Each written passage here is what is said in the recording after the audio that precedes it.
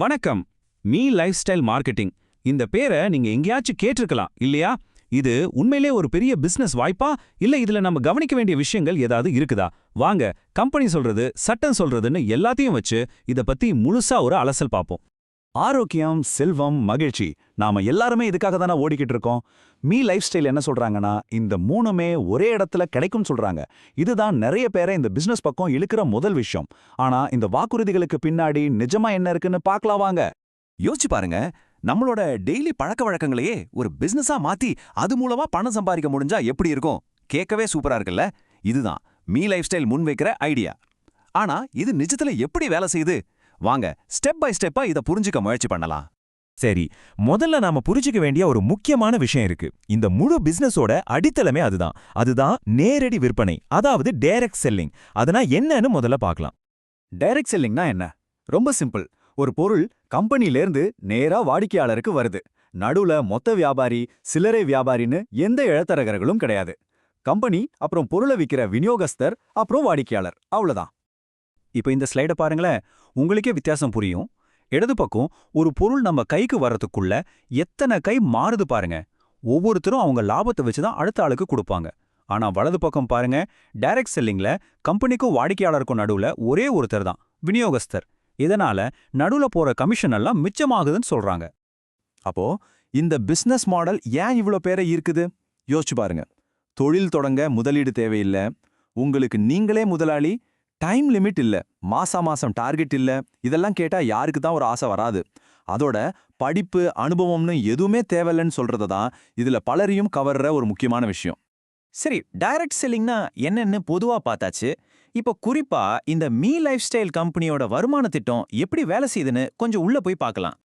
இந்த பிளானோட அடிப்படை ரொம்பவே சிம்பிள். நீங்க உங்களுக்கு கீழே 2 டீம் உருவாக்கணும். ஆர்கனைசேஷன் 1, ஆர்கனைசேஷன் 2ன்னு சொல்லுவாங்க. இந்த 2 டீமும் சேர்ந்து எவ்வளோ பிசினஸ் பண்றாங்களோ அதை வச்சு தான் உங்களுடைய வருமானம் கணக்கிடப்படும். இங்க பிசினஸ் வால்யூம்னு ஒரு வார்த்தை வருது பாருங்க, அதாவது பிவி. இது ரொம்ப ரொம்ப முக்கியமான ஒரு விஷயம். நீங்க விக்கிற ஒவ்வொரு பொருளுக்கும் ஒரு விலை இருக்கும், ஆனா அதுக்குன்னு சில பிவி பாயிண்ட்ஸும் இருக்கும். உங்க வருமானம் அந்த பொருளோட விலைய வச்சு கணக்கு பண்ண மாட்டாங்க, அதுக்கு பதிலா அந்த பிவி பாயிண்ட்ஸை வச்சு தான் கணக்கு பண்ணுவாங்க. இதுதான் கணக்கு.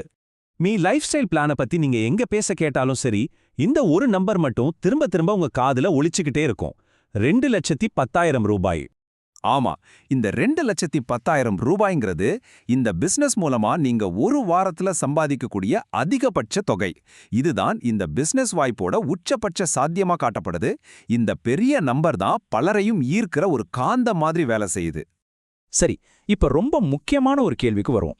இந்த மாதிரி பிசினஸ் மாடல்களை பத்தி பேச ஆரம்பிச்சாலே நிறைய பேருக்கு மனசுல வர முதல் சந்தேகம், இது சட்டப்படி சரியானதா இல்ல இது ஏமாற்ற பிரமிட் ஸ்கீமா?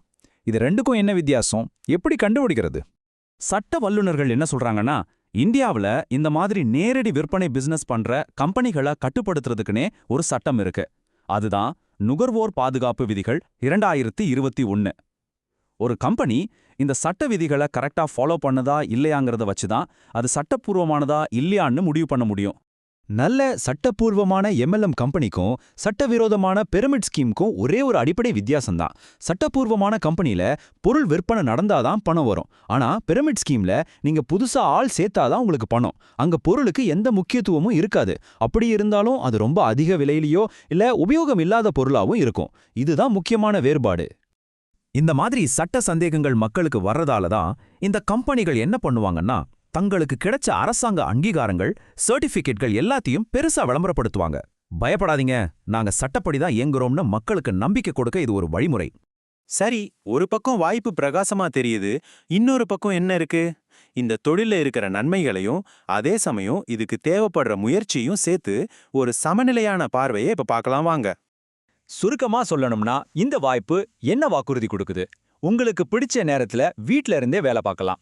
இதுக்கு படிப்பு, அனுபவம்னு எதுவும் தேவையில்ல. உங்க வருமானத்தையும் நீங்க அதிகப்படுத்திக்கலாம். இதுதான் இந்த தொழில் மூலமா நமக்கு காட்டப்படுற ஒரு கனவு. ஆனா அதே சமயம் கம்பெனியே சில விஷயங்களை தெளிவுபடுத்துது. அது என்னன்னா, இது ஒன்னும் சுலபமா வேகமா பணம் சம்பாதிக்கிற மந்திரக்கோள் இல்ல. இதுக்கு உங்க நேரம், கடுமையான உழைப்பு, பொறுமைன்னு எல்லாமே தேவைப்படும். உங்க பிசினஸை நீங்க தான் உருவாக்கணும்.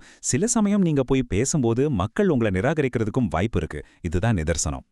ஆக மீ லைஃப் ஸ்டைல் தொழில் முனைவோர் ஆகிறதுக்கு ஒரு வழியை காட்டுது. ஆனா வெற்றிங்கிறது தானா கிடைக்காது. நாம பார்த்த எல்லா தகவல்களும் நம்ம கிட்ட கேட்கிற ஒரே ஒரு கேள்வி இதுதான். இந்த வாய்ப்புல ஜெயிக்க தேவையான அந்த தொடர்ச்சியான உழைப்புக்கும் அர்ப்பணிப்புக்கும் நீங்க தயாரா? இந்த கேள்விக்கான பதில் உங்ககிட்ட தான் இருக்கு.